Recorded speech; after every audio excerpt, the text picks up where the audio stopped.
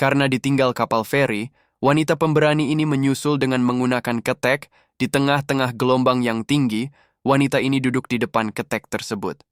Apakah wanita ini berhasil menyusul kapal feri tersebut? Kita pause dulu. Yang belum subscribe, subscribe dulu dong. Oke, terima kasih buat yang sudah subscribe. Semoga hidup kamu selalu dipenuhi keberuntungan dan rejeki yang melimpah. Tuliskan emoji hati untuk mengaminkannya. Oke, lanjut. Tampak dalam video wanita ini kesulitan naik di kapal feri, dan ketek terlihat sedikit menjauh dari kapal. Namun dengan kegigihan yang pantang menyerah dan bantuan beberapa orang dari atas kapal, akhirnya wanita ini berhasil menaiki kapal feri tersebut.